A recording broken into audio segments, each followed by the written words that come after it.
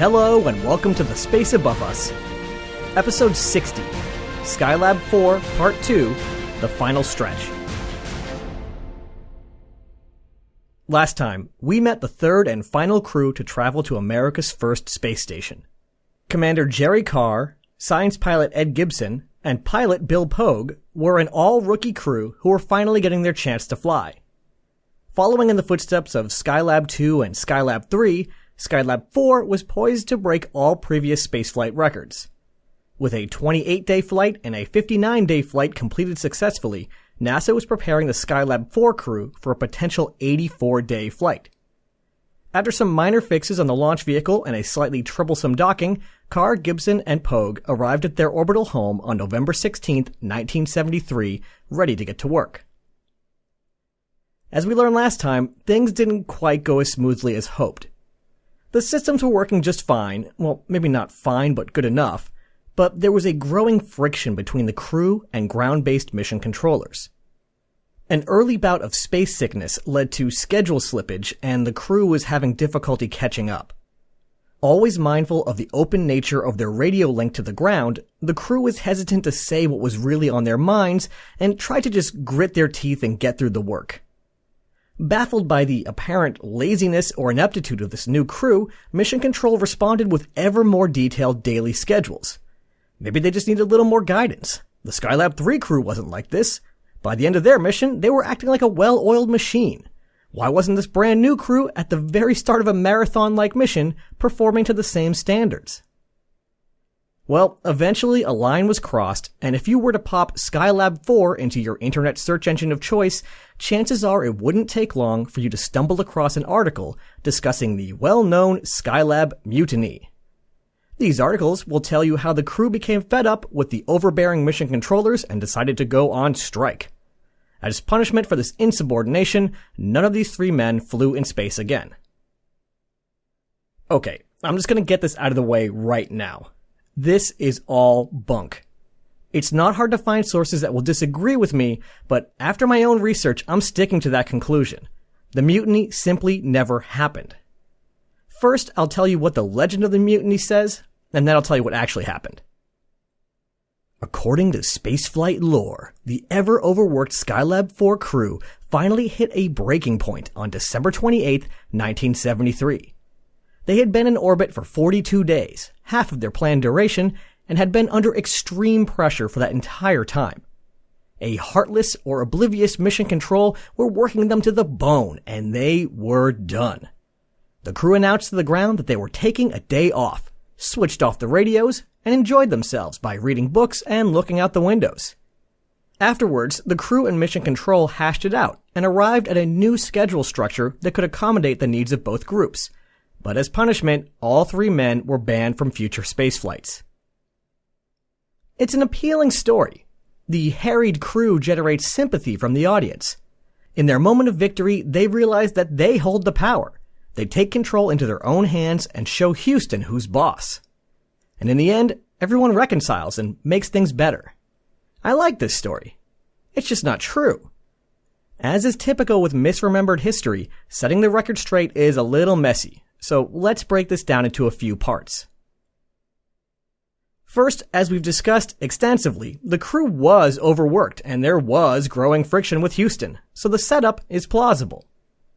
Second, the crew actually did take a day off. In fact, best as I can tell from my non-professional research, this day off is where several of the quotes attributed to the mutiny actually came from. The crew spent their day reading books and enjoying the view out the windows. Aha! I hear mutiny truthers exclaiming. That settles it. But no, this was a scheduled reprieve. No more a mutiny than a weekend is a strike. The crew had the occasional day to themselves. It's just that all three missions typically worked through most or all of their day off in order to catch up on their backlog. After skipping a few such days off, the Skylab 4 crew realized that their pace wasn't sustainable and insisted on actually taking their scheduled time to unwind. And to their credit, they still got some work done. For example, Ed Gibson still manned the ATM, just taking it at his own pace. Third is an incident that I've only heard of via interviews with the crew, so this one is maybe a little shakier if you're inclined to believe that they're covering something up. According to the crew, in an attempt to be more efficient, they would take turns handling all the radio traffic from the ground. That way, 2 guys could really concentrate on what they were doing, and a third would put up with the occasional radio call. Well, it seems that due to a miscommunication, a handoff was bungled, and for a whole orbit, no one was on the radio. All 3 men were under the impression that someone else was handling Houston and went about their business. Due to the nature of the ground track, entire orbits with no contact weren't super unusual, but Houston was obviously a little concerned when nobody answered their hails. If this happened as described, then it was a harmless, if worrisome event. But also keep in mind that an orbit is only about an hour and a half, not a full day. I don't think it's that big of a stretch to imagine these stories getting out into the general public or press, likely in bits and pieces and missing context. I also don't think it's that big of a stretch that if a reporter asked questions about this, NASA might brush the whole thing off as a non-event, not realizing the new context that was being put together from the outside. So, it doesn't surprise me that this story might have been written in the first place. Sadly, what also doesn't surprise me is that a story as juicy as this one was just too good to die and too good for facts. With first newspaper articles and then business case studies and eventually well-intentioned space blogs and streamers, the exciting story gets retold and lives on. Here's the thing though. I dug up the air-to-ground transcripts, all 5,000 or so pages of them, and I went to the date in question and I read all of it, noting timestamps as I went. I even went a few hours into the day before and the day after in case the date was off just by 1. What did I find? Nothing. Completely routine stuff. In fact, the only thing that seemed really unusual to me was a nice conversation with Dr. Kahutek, the discoverer of the comet the crew was studying. I didn't read every line of every day of Skylab 4's stay, but I'll tell you one thing. For a day that the crew supposedly switched off the radio and goofed off all day, they sure were on the radio a whole lot and getting a bunch of work done. What actually did happen was eventually the desire of the crew to fix a clearly broken situation overcame their reluctance to hash it out with mission control over a radio link that anyone could listen to. The crew listed what they were frustrated with and then asked the ground to list their frustrations, which they did on the next orbital pass. What resulted were some relatively minor but critical tweaks that made the remainder of the mission go much more smoothly. First, no more major activities were scheduled after dinner. That was the crew's time to unwind, take care of a few odds and ends, and prepare for the day to come. Second, the crew was given more agency. In a well-meaning attempt to help them out, the ground was micromanaging the crew. 3 guys who were extremely disciplined and focused and didn't like just rushing from one predetermined task to the next. Instead, activities that didn't actually require a specific time would be placed on a so-called shopping list. Whenever the crew found themselves with spare time, they could look at the list, grab something to do, and get it done. The difference was that they chose when to do it, based on what made sense during day-to-day life aboard the station. There's a lot of little stuff that's obvious to a person in the situation, but that might slip by a team of people planning a schedule.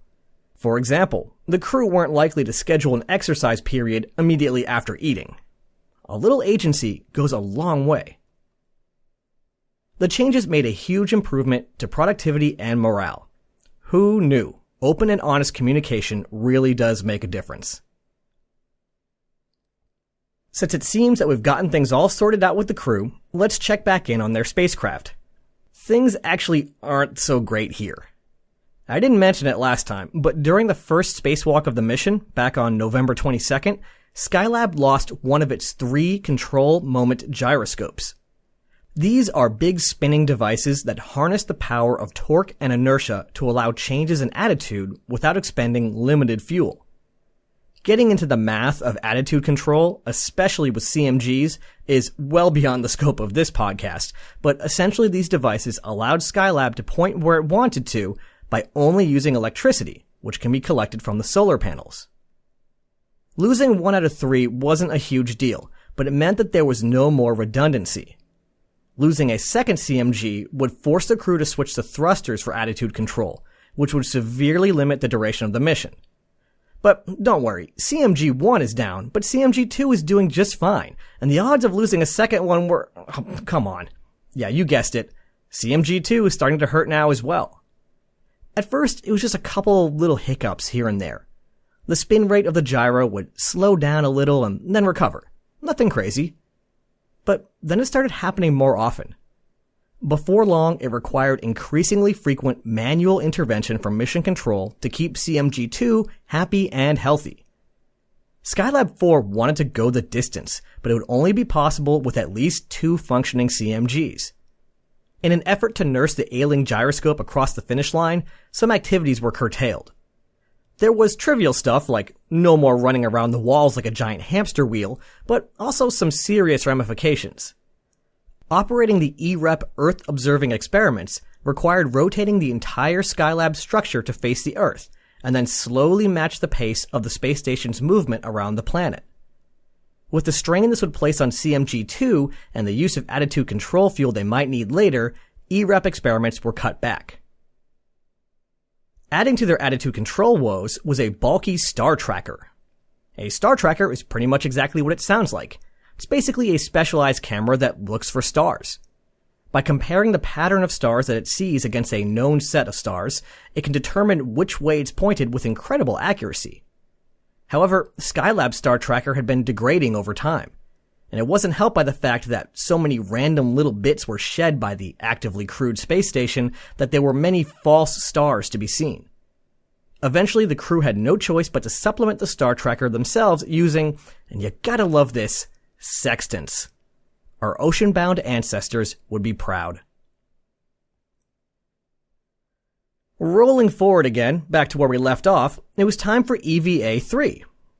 On December 29th, nice and refreshed from their mutiny the day before— oh, no, wait, we covered that. On December 29th, Carr and Gibson opened the Gemini-era door on the airlock module and headed outside. This shorter EVA only rang in at about 3.5 hours, and focused on Comet Kohoutek, fresh from its brush with the sun at perihelion.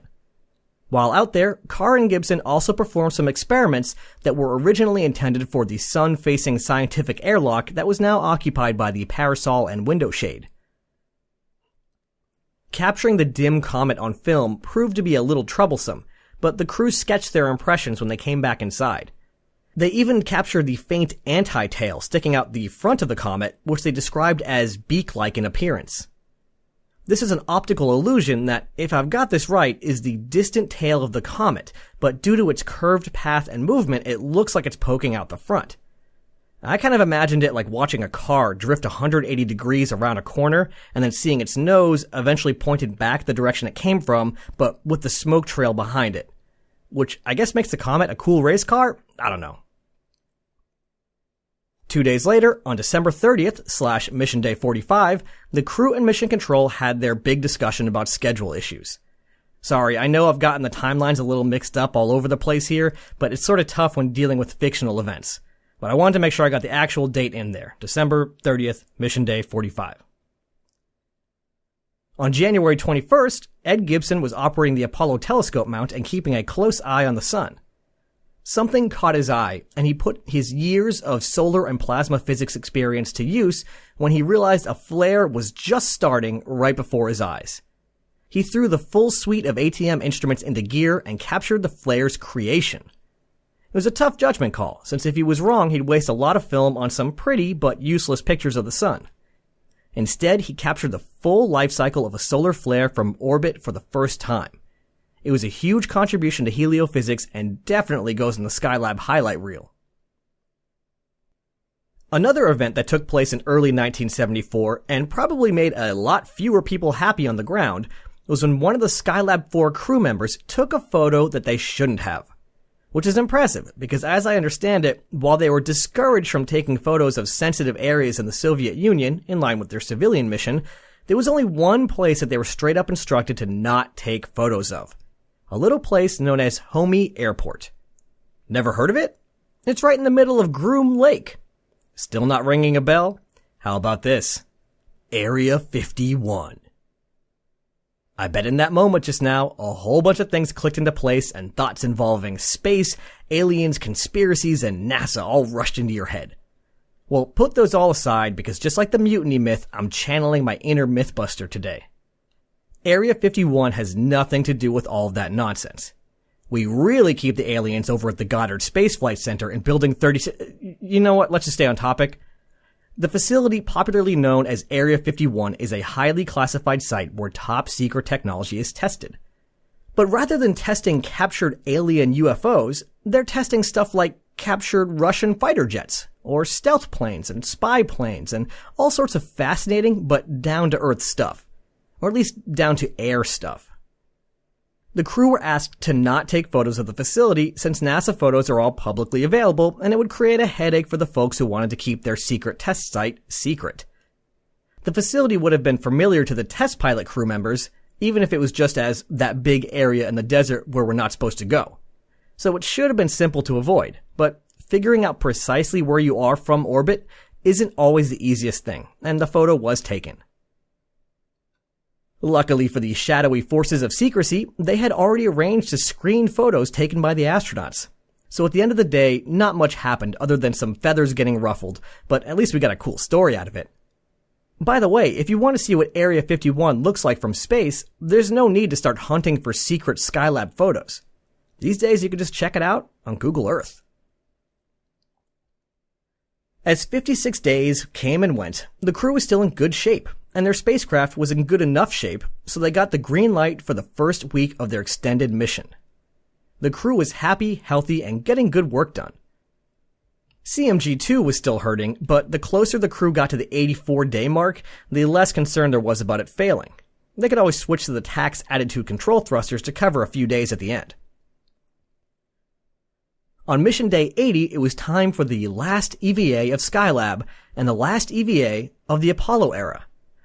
I chuckled when one of the older sources that I use, written just a few years into the shuttle program, called it, quote, "what history would record as the last EVA performed by American astronauts with a ballistic spacecraft, the final spacewalk of the old era, when men blasted forth from the Florida beach on expendable rockets and one-shot space vehicles." End quote. Well, we're back to ballistic spacecraft, but at least some of the launch vehicles are reusable. Once again, Jerry Carr and Ed Gibson climbed outside and got to work. The main task of this EVA was to retrieve the ATM film one last time. No real need to replace it this time. They also retrieved some experiments related to exposure to space and set a few more out just in case another mission was in the cards after all a few years down the line. They also tested a new system of passing the film canisters down from the ATM using a clothesline-like system instead of the usual long pole.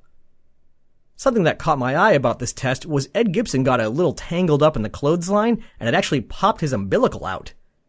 Rather than instant death, the suit's backup oxygen kicked in as coolant sprayed out of the umbilical.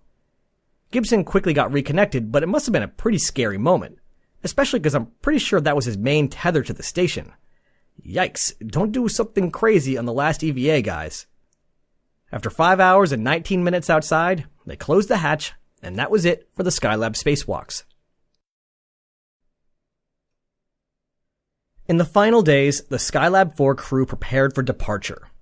In the hopes that the upcoming space shuttle might one day visit the station, more on that later, they used the RCS thrusters on the Apollo CSM to boost the whole structure into a higher orbit.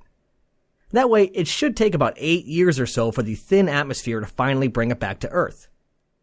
They also gathered an assortment of items and left them in a large plastic bag just inside the hatch in the MDA as a sort of time capsule. Skylab would be depressurized once they left, so if another mission arrived years later, it would be interesting to study how the materials in the bag held up.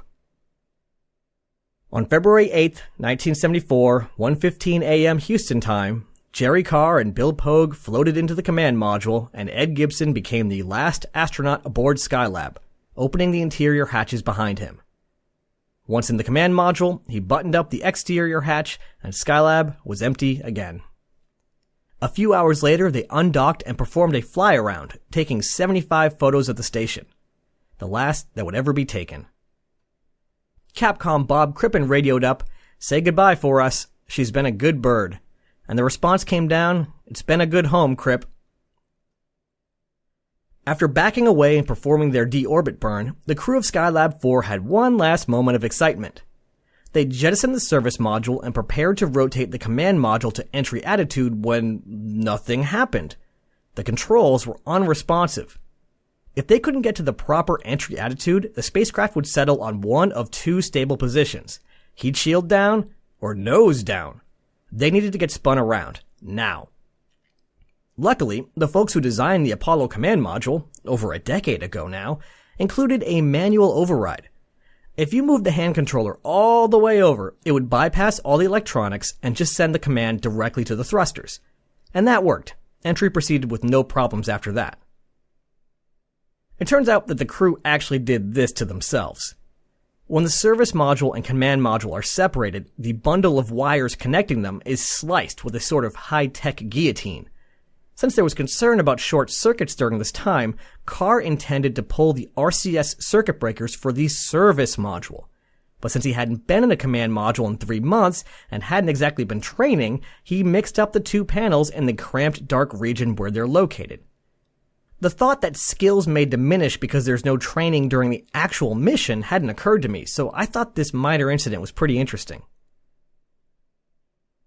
After 84 days, 1 hour, 15 minutes, and 31 seconds, Skylab 4 splashed down in the Pacific Ocean, their mission complete. The spacecraft was recovered with the crew inside and gently set down on the USS New Orleans about 40 minutes later. It seems that all the extra exercise the crew was determined to do paid off, since all 3 men were able to walk across the ship's deck under their own power, despite the record-setting duration of the flight. Within weeks, all 3 were back to normal. One thing that may have caught your attention is that for Jerry Carr, Ed Gibson, and Bill Pogue, Skylab 4 was their one and only flight. This is especially interesting when combined with the narrative of a difficult or problematic crew who, according to legend, disobeyed orders from the ground. It could seem like a punishment.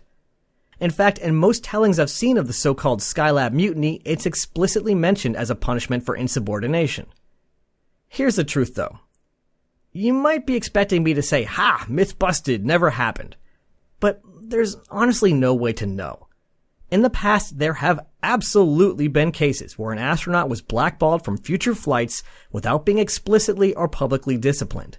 Look no further than Mercury 7 astronaut Scott Carpenter. So if someone in the NASA management decided these guys were never going to fly again, we likely never would have heard about it. That said, I don't think it happened. I think they never flew again for the same reason lots of astronauts in that period retired from NASA. There were no flights for a really long time. These guys are super driven, and they had lives and careers outside of being an astronaut. When they landed in early 1974, the first space shuttle flight was still 7 years away. And these guys would not be on the first flight. Even without the eventual delays, the first flight was still expected to be at least 4 years away. And anyone who's worked in aerospace knows that projects tend to slip to the right on the timeline.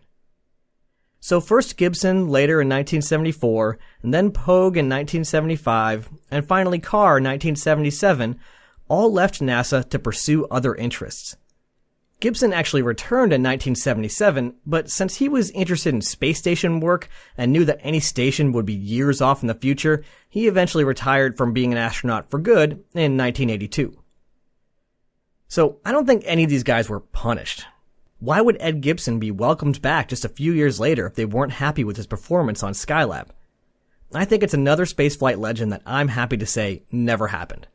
At least I don't think so. Skylab 4 was a notable mission for the remarkable science it accomplished, for the records it broke, and for marking an important turning point in how the ground and crews worked together. And now it's in the history books. And with it, the crude portion of Skylab's life. But we're not quite ready to say farewell to it yet. We still have a few odds and ends to cover. Next time, we'll look at Skylab's lasting impact, the potential follow-up missions, and even a hypothetical space shuttle flight to Skylab. We'll also introduce the last mission between us and that big white spaceplane, a mission that bridged the gap between two enemies and ended the first volume of the space race, the Apollo-Soyuz test project. Ad Astra, catch you on the next pass.